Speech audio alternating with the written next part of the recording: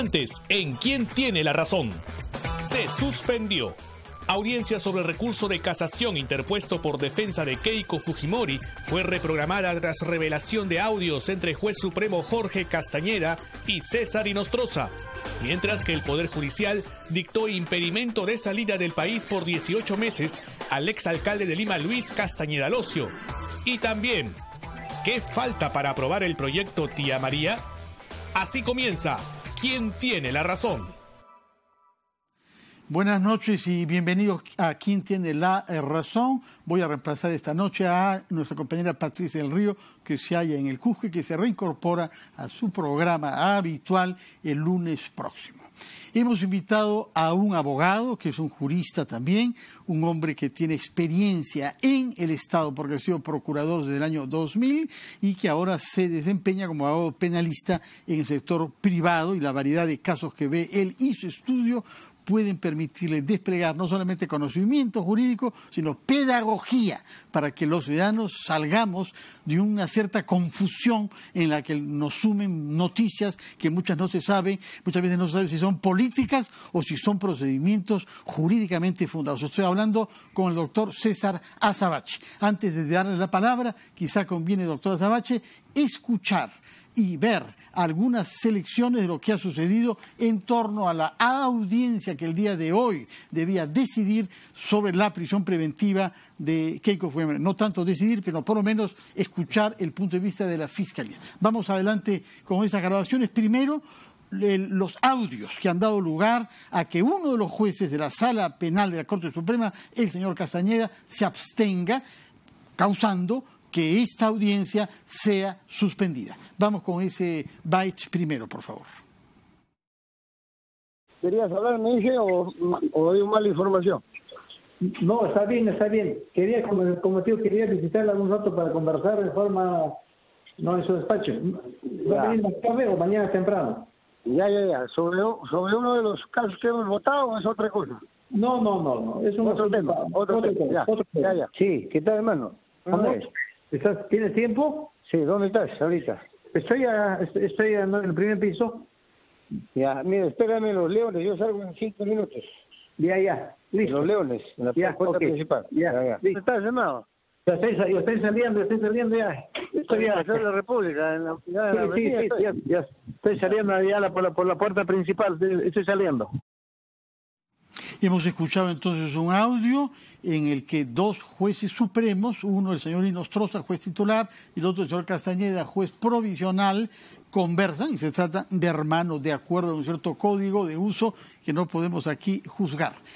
La difusión de ese audio y otras razones que no conocemos han causado que el señor Castañeda desista de ser miembro de la sala de 5 jueces supremos que debía escuchar lo que la Fiscalía había preparado respecto de la prisión preventiva de Keiko Fujimori. Esto causó que se suspendiera esta sesión. Indudablemente es comprensible que una persona en general, una madre de familia en particular como Keiko Fujimori, que venía esperando desde hace 8 meses que tenga lugar este acto judicial y ve que se suspende a última hora, esto indudablemente debe producir una emoción y una decepción que acá comprendemos. De ahí la reacción de su abogada Yulana Loza. Adelante, por favor, con lo que dijo la abogada de Keiko Fujimori. Hay una preocupación muy latente y grande ya de parte de nosotros en la manera como se está dilatando y se viene conduciendo este recurso de casación. Por favor, dejen que se haga justicia. Es lo único que nosotros estamos solicitando.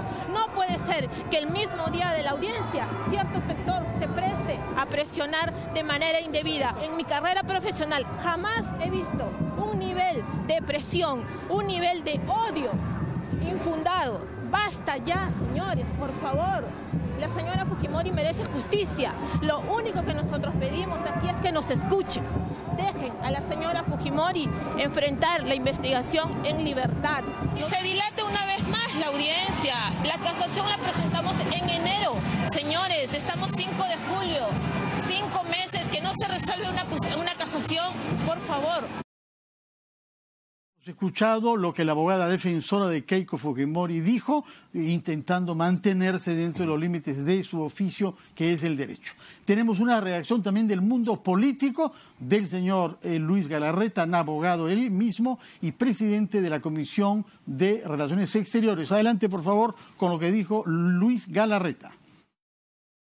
Hay una organización criminal que está de alguna manera cuestionando a los jueces y están hasta chantajeando a los jueces. A mí me sorprende que un juez renuncie o se inhiba en este caso frente a audios inocuos, salvo que esta organización criminal le tenga otros audios de otras conversaciones por interceptaciones telefónicas ilegales, porque nosotros no estamos pidiendo ningún privilegio, no estamos pidiendo ningún beneficio, simplemente el derecho a una verdadera justicia. Keiko Fujimori es una presa política donde no hay una sola prueba, y no lo digo yo, lo han dicho incluso casaciones de otros jueces que no son, por si acaso, lo que algún sector mediático y obviamente y esta organización ajena a la justicia que quiere mantener, digamos, el control de algunas instituciones públicas. IDEL es una parte de la organización que está filtrando de manera ilegal, amedrentando jueces al presidente que han venido a la Alianza del Pacífico. En el Perú se está violando los derechos humanos. Y como lo he hablado con varios presidentes de Comisión de Relaciones Exteriores de otros parlamentos, vamos en instancias internacionales. Es inaceptable la manera grosera como un organismo ajeno a la justicia, que además mantiene ciertos tentáculos en el Poder Judicial, quiere escoger jueces a su medida. Es decir, acá no es, yo no creo que tal... No, ellos lo que quieren es ese juez que quiera fallar en contra. Lo que nosotros queremos es jueces que evalúen jurídicamente el caso y se pueda, obviamente, tomar una decisión dentro del marco constitucional. Bueno, está claro que por una parte hay una reacción judicial de la abogada y una política del señor Luis Galarreta, que ha sido vocero de la bancada en otros momentos, presidente del Congreso también, y que ha hablado de un concepto que circula bastante. Aquí hay una organización criminal, ha dicho, del cual es parte IDL Reporteros y que quiere presionar y manipular a jueces. Seguramente especuló porque hay otros audios mucho más graves que lo que hemos escuchado y es un mensaje que se le pasa a este juez Castaña. Vemos que la imaginación del señor Galarreta es fértil en este campo, así como también nos ha sorprendido que nos anuncie una gestión ante instancias internacionales que no puede ser otra que el sistema interamericano de derechos humanos, que el fujimorismo siempre quiso abominar, incluso pedir que el Perú se retire del Pacto de San José. No hablaremos sobre esos aspectos políticos, los vamos a poner en la cuenta de la decepción comprensible producida por la suspensión de esta audiencia. Queremos ir al tema jurídico de fondo, que tiene dos puntos importantes. ¿Qué significa y qué consecuencias tiene que un juez supremo se desista, considera que no puede participar? ¿Cómo interpreta usted que esta decisión se tome efectivamente tan a última hora? Por una parte, y por otra, ¿qué es lo que hubiera pasado si es que la audiencia se llegaba a cabo, conocido que es lo que la Fiscalía iba a sostener, porque el documento de 51 páginas hecho por el fiscal supremo Rodríguez Montesa era ya conocido desde 2 días antes? Buenas noches, señora Sabachi. Muy buenas noches, Fernando. Sí, hay que mirar esto con mucho cuidado. Yo también evitaría sobrecomentar el enojo que una situación abrupta de varios puntos de vista genera. Y hay que empezar, sin embargo, a desmenuzarla, ¿verdad? En efecto, el primer factor disruptivo de esta escena viene de la mano de la opinión del señor Rodríguez Montesa. Viene ahí por varias razones. La primera es porque este es un procedimiento de casación en el que no es necesario ni usual que se presente una opinión escrita 2 días antes de la audiencia. Las casaciones se discuten ante la Corte en la audiencia y suponen que un fiscal vaya, se presente y ante los jueces exponga el punto de vista del Ministerio Público. ¿Es obligatorio? No. Porque ya había sucedido que no se presentó para la audiencia de Oviedo, ¿no? Exacto, no es obligatorio, pero claro, cuando el Ministerio Público no se presenta, lo que hay que leer es que el Ministerio Público no tiene interés en la cuestión casatoria que propone la defensa o quien proponga la audiencia. Ahora, en una situación como la de la prisión preventiva, las cosas adquieren otros matices. Quiero explicar esto. La casación no es una apelación. La diferencia en el nombre explica que son cosas distintas. En la casación lo que se discute es si el estado de las doctrinas legales de la Corte Suprema ha sido respetado o no con ocasión a determinada decisión. Circunstancialmente, un debate de este tipo puede producir consecuencias prácticas, como liberar a una persona o absolverla. Pero eso, repito, es circunstancial, no necesario. ¿De acuerdo? Entonces, primera cuestión, lo que se discute acá es la parte conceptual de la jurisprudencia, solo colateralmente la cuestión práctica. Pero cuando se trata de la prisión preventiva, las cosas adquieren un carácter muy particular, porque la prisión preventiva solo se puede sostener cuando el Ministerio Público la pide e insiste en mantenerla. En el primer momento en que un fiscal, el último fiscal que interviene en el caso, se pronuncia en contra de la prisión preventiva, entonces esta pierde todo fundamento y hay que levantarla. La prisión preventiva pierde todo fundamento. Sí, sí. No hace falta, ha llegado a escribir usted, siquiera que haya deliberación entre los jueces. Exacto. Porque ya no hay quien pida la prisión preventiva. Exacto, porque los tribunales no pueden ponerla de oficio. Sin embargo, hay algunos colegas suyos que, habiendo tomado nota de lo que usted comentó hace ya algunas horas, sostienen de que no es así, porque la Corte Penal de la Sala Suprema debía tomar en cuenta que ya habían habido decisiones judiciales en 2 instancias, que no pueden quedar abolidas porque no se presentó el fiscal, no es o un porque error. el fiscal ya no acusa más. Justamente ese es el punto. Si el fiscal no se presenta a la audiencia o no dice nada sobre el recurso de casación, que es lo que ocurrió recientemente con ocasión a la audiencia del caso Oviedo, entonces la detención, el pedido original se mantiene porque el Supremo no ha agregado nada. El último fiscal, en ese caso, es el fiscal superior que sostuvo la necesidad de la prisión preventiva.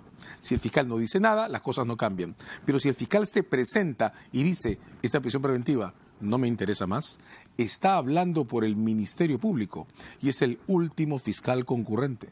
El último fiscal fija la posición del Ministerio Público. Lo curioso en este caso es que el señor Rodríguez Montesa lo dice por escrito antes de la audiencia y no va a la audiencia. Sabemos que no estuvo a las 8:30. No estuvo. Pero entonces, quizá podía llegar más tarde. Difícil porque 8:30 ya se ha pasado lista y la lista se cierra. Ahora, ¿por qué esto es importante? Voy a volver a decirlo. El fiscal, eso es una particularidad muy peruana. Yo lo que no entiendo, francamente, y estoy seguro que muchos televidentes, es cómo es posible que un fiscal que supuestamente redacta él, eso no lo sabemos del todo, y hay algunas dudas, me parece, ¿no? Por el estilo y por la claridad conceptual, que no son características. Y por la formación. Bueno, en fin, hay muchas razones. Pero en todo caso, ¿cómo puede ser que un fiscal que firma un documento de 51 páginas sosteniendo que no debe haber prisión preventiva, no se presenta para explicar oralmente? Exacto, además es una cuestión tan grave. Por eso yo decía también en algunos comentarios anteriores que un caso de este tipo, la Fiscalía de la Nación debería emitir una directiva que dejen claro que los fiscales deben asistir siempre a las audiencias de casación cuando se discuten cosas sobre hechos fundamentales. Señora Sarache, hay muchas directivas de los últimos tiempos de los fiscales de la Nación que tienen muy poca aplicación. Luego hablaremos sobre el caso de Zoraida Ábalos con el Congreso de la República. Pero esta se ve urgente. De hecho, al modo en que se organizan las fiscalías, los adjuntos de las Fiscalías Supremas son fiscales de audiencia. Entonces, a mí me llama mucho esto la atención. A ver, en los procedimientos normales de la Fiscalía, está claro que las audiencias de casación se discuten ante la sala, oralmente, con explicaciones, interrogatorios, debates. Normalmente van los fiscales adjuntos. Y claro, el titular, en este caso Rodríguez Montesa, podría haber dicho, esto es muy importante, voy yo. Pero no va nadie y el señor Rodríguez Montesa decide, contra las prácticas usuales, entiendo, de la Fiscalía, presentar un documento escrito, sabiendo que si su adjunto va a esa audiencia y dice otra cosa, pues entonces la posición final del Ministerio Público es la del adjunto, ya no la suya. Entonces, pero no sabemos que se haya presentado ningún fiscal adjunto. De hecho, no fue. Que haya dicho presente. De hecho, no fue. Y en ese punto quiero pararme. Entonces, algo está pasando dentro de la Fiscalía Suprema. Tal que el señor Rodríguez Montesa pone esto por escrito, no va, del adjunto no sabemos nada, y nos falta saber si la Fiscalía de la Nación va a dar o no una instrucción. En este punto, la incógnita sobre qué está pensando el Ministerio Público o de qué manera quiere resolver esto que parece ser un impasse, se abre como una oportunidad a consecuencia del aplazamiento de la audiencia. Porque de aquí a que se señale la nueva fecha, la Fiscalía de la Nación... ¿Puede ser cuál? Alguien dijo antes de fin de mes. Puede ser en cualquier momento, porque resolver la inhibición... Pero hay que nombrar a un nuevo juez no para necesariamente. que la También sala de 5 quede completa. Vamos a regresar sin duda sobre esto, pero también se puede desestimar la inhibición del señor Castañeda y puede él regresar al tribunal. En cualquiera de los dos casos, la decisión sobre la inhibición del señor Castañeda no tiene por qué tomar nada distinto a días. De hecho, en condiciones menos abruptas, una inhibición de este tipo se puede resolver en el acto y llamar a otro vocal. De modo que este no es un enorme obstáculo y la dilación que esto produce no tendría por qué dejar paralizado el procedimiento.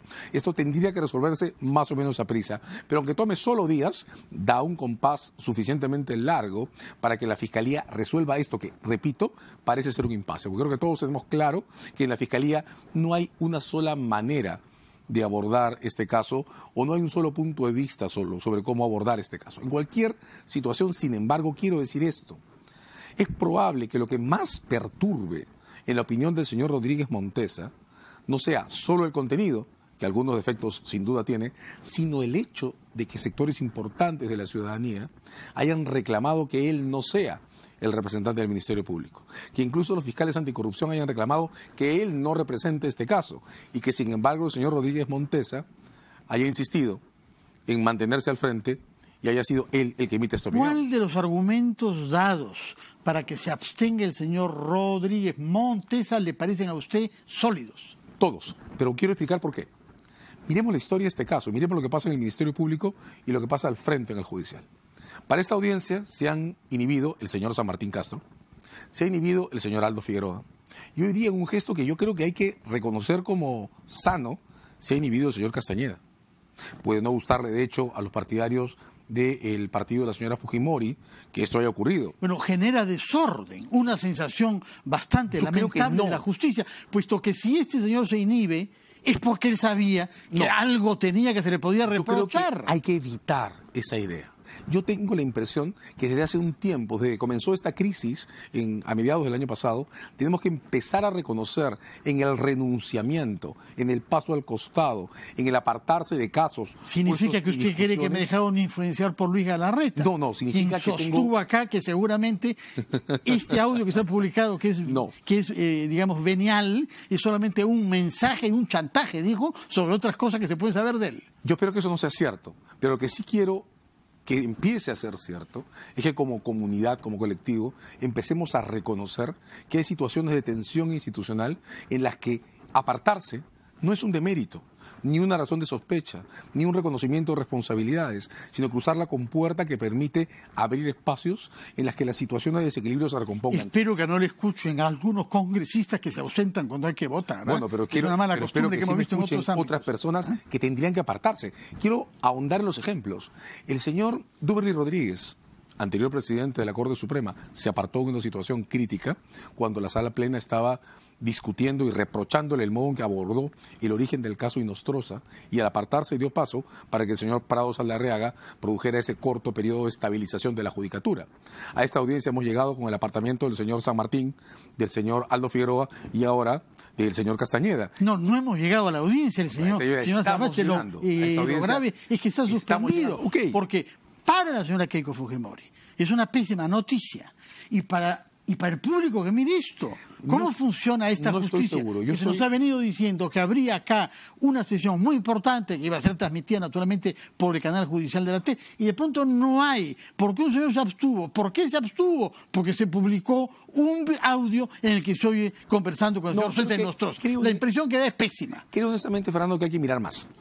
Que hay que mirar además que al otro lado de la suspensión de esta audiencia hay una escena compleja de desequilibrios que no comienzan con la abstención del señor Castañeda, sino con el dictamen del señor Rodríguez Montesa. Si ponemos las cosas en la balanza, desde mi punto de vista, mayor daño a la defensa de Keiko Fujimori le hace el hecho de que la firma de ese dictamen la haya puesto Rodríguez Montesa que la propia suspensión. Daño en el sentido, dice usted, de que si se consiguiese a partir de la actitud de este fiscal quería tachada de una cierta sombra de favoritismo. Impregnada de dudas. Cuando, quiero decir eso también, ¿eh? A la diferencia, por ejemplo, del caso Humala, que no fue naturalmente casación, el Tribunal cuya salida nadie lo objetó. excarceló y nadie ha dudado de la legitimidad de esa decisión. ¿Qué es lo que pasa, Fernando? Las decisiones difíciles siempre generan desconcierto y desazón en un sector de la población. Y esta va a ser una decisión difícil. El caso de Keiko Fujimori, lo podemos comentar en detalle, es difícil por una serie de razones. Cuando se va a tomar una decisión final en un caso de este tipo, es muy importante que todo el sistema que interviene en el proceso sea transparente y claro. Si eso no ocurre, solo para cerrar la idea anterior, si eso no ocurre, si no se estabiliza la situación, la decisión va a ser denunciada como arbitraria, como delictiva, como lo que sea. El ejemplo que usted acaba de citar es muy claro. Ollantaytamala y Medina Heredia fueron excarcelados por una decisión del Tribunal Constitucional. Hubo mucha gente a la que no le gustó esa decisión, pero nadie ha cuestionado su legitimidad. No. Ahora, ¿por qué es difícil decidir sobre Keiko Fujimori? Ha hecho ya 8 meses de cárcel preventiva, por una parte. ¿Hubo o no obstrucción a la justicia? ¿Ha servido para algo a la justicia y a la fiscalía que esté en la cárcel 8 meses? Varias cosas. ¿Se justifica? Es curioso porque una de las cosas con lo que nos ha sorprendido el señor Rodríguez Montesa es la insistencia en una perspectiva de género para juzgar a Keiko Fujimori como mujer y como madre de hijos menores. De hecho, ese es un fragmento... Eso es una novedad judicial que no esperábamos. En realidad es un fragmento del voto singular de Eloy Espinosa en la sentencia del Tribunal Constitucional sobre Humala y Heredia a favor de la señora Heredia. En ese voto, el señor Eloy Espinosa sostuvo, y yo creo que tiene razón, que cuando se adoptan decisiones de este tipo también hay que pensar en las consecuencias colaterales sobre la familia. Pero este ejemplo que acaba de poner usted regresa a lo que vengo diciendo. Si esa decisión, con esos párrafos, por ejemplo, sobre la ponderación, la ha firmado un magistrado distinto a Rodríguez Montesa, pues entonces el color de la discusión hoy día sería enteramente distinto. Si lo hubiera firmado un magistrado que pudiera ir ante la Corte Suprema a defenderlo, pues la posición de la propia defensa de la señora Keiko Fujimori sería completamente distinta. Por eso insisto en decir, más daño le hace a la propia defensa de la señora Fujimori que el señor Rodríguez Montesa insista en ser él el que sostiene posiciones que podemos no compartir todos, pero que hay que asumir como respetables. En el caso de la señora Keiko Fujimori, me parece un caso difícil por varias razones. La primera, aquí está en discusión un problema sobre el alcance de las reglas del delito de lavado de activos. Hasta ahora creo que hemos logrado como comunidad legal cierto consenso en punto a que fondos de tamaño exorbitante, entregados en efectivo, clandestinamente a personas que concurren a la mesa y a las que no les importa el origen, generan una situación en la que se autoriza investigar, en la que tiene todo el sentido del mundo indagar qué pasó exactamente y en qué condiciones precisas se recibe el dinero. Financió una campaña electoral. Correcto. Independientemente de que sea para una campaña electoral, para invertir en inmuebles o en casinos de juego. No, pero acá sea cual sea el destino. El poder del Estado. De acuerdo. De esa manera. Pero la cuestión que todos estamos aceptando es que escenas clandestinas de ese tipo justifican una investigación, más cuando está claro que una de las partes en la mesa, el señor Barata y Odebrecht en este caso, manejan una lavandería de fondos clandestinos. Bien. También todos estamos aceptando que cuando estas situaciones se presentan, entonces hay que llegar al juicio para dejar en claro quién es quién. Bien, ocurre que en el caso de la señora Fujimori, los cargos no la ponen en la mesa, sino que ella es el personaje detrás de otro, el señor Jaime Yoshiyama, que es el que parece estar en esa mesa. Y eso es Pierre muy Figari complicado. también, en fin. Pierre Figari en parte de esa organización. Entonces eso es muy complicado, porque una cosa es acusar a quien recibe los fondos y otra cosa es acusar a la persona que está detrás. Claro, la responsabilidad de quien está detrás también tiene que ser establecida de manera una clara y verificable, ¿de acuerdo? Entonces, primera dificultad, no es un caso sencillo. No estamos aquí discutiendo la responsabilidad de quien se sentó en la mesa. Segunda dificultad, el caso de obstrucción a la justicia. A mí me pareció muy claro el modo en que lo presentó el señor Concepción Carhuancho en la decisión de primera instancia. El señor Concepción Carhuancho dijo, bueno, la señora Keiko Fujimori es jefa de una organización política que se está prestando a una maniobra combinada que tiene por objetivo atacar a la Fiscalía. Y eso forma una situación de obstrucción generalizada. El chat, la botica y otras manifestaciones. Correcto. Pero la decisión de segunda instancia, que es la que viene en casación, sacó del procedimiento el chat de la botica y eliminó de los fundamentos de la prisión preventiva toda esta descripción de las formas de obstrucción institucional. Y se quedó con un solo evento: la posible manipulación de las declaraciones de personas que eran mitad testigos y mitad voluntarios en este procedimiento de licuación de fondos que ha reconocido haber desarrollado el señor Yoshiyama. Entonces, lo que estamos discutiendo ahora ante la Suprema no es el caso original que planteó el señor Concepción Carhuancho. El caso ha sido prácticamente desmontado en segunda instancia. Y ahí viene la dificultad. ¿Va a poder la Corte Suprema recuperar la alegación original o no? Definitivamente no, si la Fiscalía, que es quien la promovió, cambia de posición. Aquí viene entonces la tercera gran dificultad. ¿Cuál va a ser la posición final de la Fiscalía? El señor Rodríguez Montesa pone este papel por escrito en contra de las prácticas de la Fiscalía, no asiste a la audiencia. Ahora se abre un espacio que, voy a insistir, aunque sea incómodo, me parece que ayuda a equilibrar las cosas, y ahora toca el turno de saber cómo la Fiscalía va a resolver esta suerte de paradoja o dilema que se presenta dentro de la Fiscalía Suprema sobre el modo de abordar el procedimiento. ¿Qué margen de acción tiene? ¿Cómo es que la Fiscalía puede actuar? Para comenzar, a diferencia del judicial, la Fiscalía de la Nación tiene el derecho de emitir instrucciones a sus fiscales. Se llaman directrices. La Fiscalía de la Nación, si bien no le puede decir a un fiscal qué debe pensar, sí puede, por ejemplo, disponer que en casos que comprometen derechos fundamentales como este, los fiscales tienen que estar presentes en las audiencias y presentar la posición del Ministerio Público en público. También puede disponer, no habría ningún obstáculo a que la Fiscalía de la Nación diga que en casos de esta trascendencia, los fiscales supremos tienen que discutir colectivamente cuál va a ser la posición del Ministerio Público.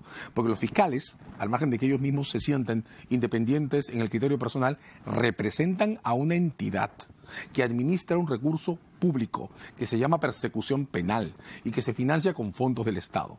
De modo que no puede seguir ocurriendo que cada fiscal por separado defina a su leal saber y entender qué cosa es lo que el Ministerio Público debe decir en la Corte Suprema. ¿Está usted diciendo que la señora Zoraida Ábalos podría tomar ella cartas en este asunto y garantizar que hay una forma de armonía entre lo que los diversos fiscales están haciendo? Yo creo que tiene que intentarlo. Y yo creo que si las discrepancias se mantienen, pues tienen que ser públicas. Estamos en las ya son públicas. Lo que ha dicho el señor Vela sobre el señor Rodríguez Montesa, al cual le ha negado toda forma de credibilidad, es grave. Es y además ha hecho notar que el señor Rodríguez Montesa dependerá eventualmente de los votos de los fujimoristas cuando se vea su caso, si está implicado o no. Y eso debería ser suficiente para que la Junta de Fiscales Supremos deje esta actitud, que es la misma que evitó que el señor Chávarri renuncie a tiempo, ¿verdad?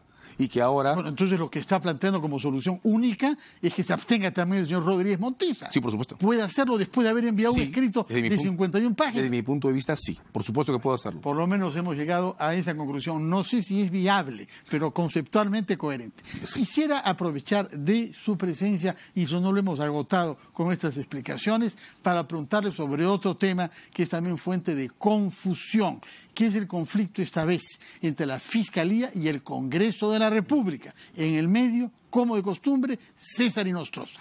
Puesto que la Subcomisión de Acusaciones Constitucionales sostuvo que la denuncia contra César Inostroza no era admisible por la razón puramente formal de haber sido presentada por el fiscal supremo Pablo Sánchez y no por el fiscal de la Nación, razón por la cual no se admitió esa denuncia. Zoraida Ábalos contesta en un documento escrito diciendo o recordando lo que ya sabíamos, pero enfatizándolo. El fiscal de la Nación era Pedro Chávarri y él, motu proprio, se abstuvo y en consecuencia la tarea incumbía al fiscal con más antigüedad y ese era Pablo Sánchez y es lo que se presentó al Congreso. Sin embargo, varios abogados sostienen que eso no es lo que la Constitución establece, que eso es forzar la lectura de la Constitución para dar una salida a este tema, pero la Constitución atribuye esa responsabilidad exclusivamente al fiscal de la Nación. ¿Es verdad o no o es interesada esa lectura de nuestra Constitución y marco normativo en general? Es que creo que no tendría ningún sentido, ¿verdad? Si el fiscal de la Nación delega una actividad que le es propia en un fiscal supremo, pues la delegación es completa o no es delegación. ¿Qué estaríamos diciendo? Que si el fiscal de la Nación, por un interés propio, no puede pronunciarse sobre el señor Inostroza, entonces nadie puede. No. La delegación es perfecta y yo estoy de acuerdo con eso. Si se ha producido, entonces el que la recibe está autorizado a proceder. Segunda cuestión. Sin embargo, si en el Congreso alguien dudara de esto, pues lo único que tiene que hacer es levantar el teléfono en plena sesión, llamar a la fiscal de la Nación y preguntarle a la fiscal de la Nación si ella hace suya la denuncia que ha presentado el señor Pablo Sánchez. Y bueno, lo que ha dicho el señor Segura, congresista de Ica, no sabemos si sus competencias jurídicas estén a la altura de la seguridad con que se expresa, pero lo que él ha dicho es que la señora Soraya Ábalos no tiene sino que mandar ella un documento que lo haga para que pueda ser admitido. Pero el teléfono existe hace un montón de tiempo. También se puede llamar por teléfono a la fiscal y preguntarle si ella tiene alguna objeción en que se tome esto. Lo que él quiere es que llegue con una firma de la fiscal de la Nación. Por alguna razón mágica, supongo, porque en una sesión pública del Congreso, un audio, la grabación de una llamada a la fiscal de la Nación ratificando que ese documento representa al Ministerio Público y que es avalado por ella es suficiente. Entonces, en realidad, esta cuestión sobre la firma de esa denuncia es un falso dilema, Estamos ante otro dilema. Última pregunta, señor Azabache. La madre de todas las reformas, por si hiciera falta, está confirmadísimo después de 24 horas, es la de la justicia. Sí. Que es lo que permite que el Estado pueda sancionar y que los ciudadanos confíen en quien vela por nuestros derechos. ¿Cómo desempantanar las vicisitudes de la formación de la Junta Nacional de Justicia? Dos comentarios. El primero, notemos que la Junta Nacional de Justicia no es el espacio en el que se discute la reforma de la justicia. Es un producto establecido. No nos va a liberar de unos cuantos fiscales indeseables y de algunos supremos indeseables. El problema de la Comisión Especial y de la Junta es el de la remoción de las interferencias que viene teniendo el sistema judicial por la penetración de estas mafias. Sobre todo porque seguimos en la lucha contra la corrupción y no sabemos lo que tenemos por delante en materia de descubrimientos, pero sí sabemos quienes se quieren defender en la sombra. Sí. Y entonces estamos en el momento negativo de este proceso, porque en el positivo, en el que se tendrá que hablar de políticas públicas, tendremos que discutir qué tipo de jueces queremos, cómo queremos que se relacionen con la ciudadanía, si vamos a tener jurados o no vamos a tener jurados, cómo se van a modificar los procedimientos de formación. ¿Cómo hacer para encaminarnos con prudencia y a la Junta Nacional? En este momento, primero, creo que la Comisión Especial tiene que reconocer públicamente, como todos estamos haciendo, que colectivamente este procedimiento ha salido mal.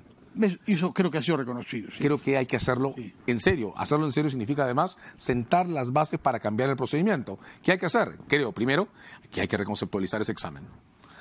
Elegir a los miembros de la Junta no es elegir directores regionales de un ministerio.